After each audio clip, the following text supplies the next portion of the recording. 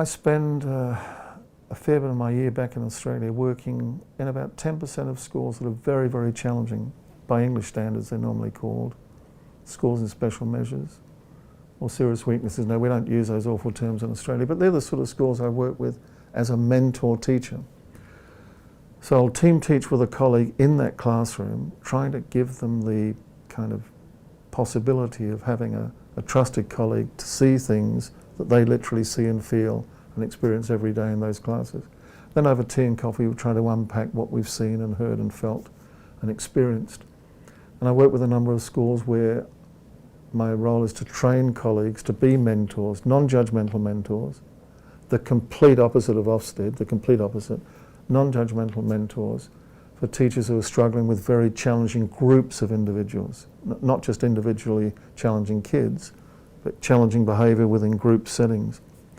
So on this course, we're going to, with Osiris, we're going to look at why classes may be described as more challenging, and that's often to do with issues outside our control, like social, emotional, financial demographics and all those sorts of things. We won't get into all that background stuff, but with the reality of the classes we've got, how can we establish ourselves as a respectful leader with these kids in a collegially strong environment?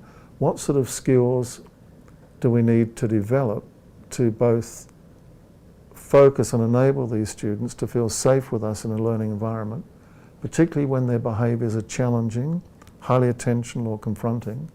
How can we address those behaviours so that all the kids who are in that classroom are not disenfranchised by the 4 or 5 or 8 kids who are the catalysts in the group? Because when you look at a group of challenging students, it's normally not 50%, it's about 30% at the most.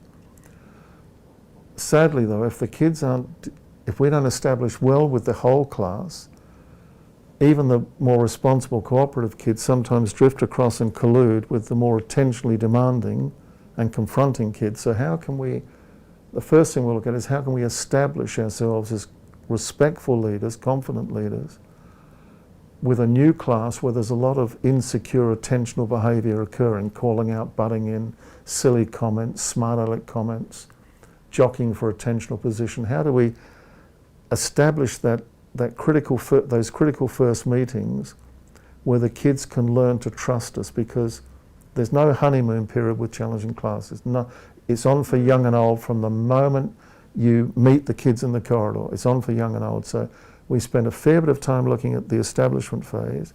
Then we start to break down some of the skills at working with highly attentional, insecure and challenging, confronting students within group settings.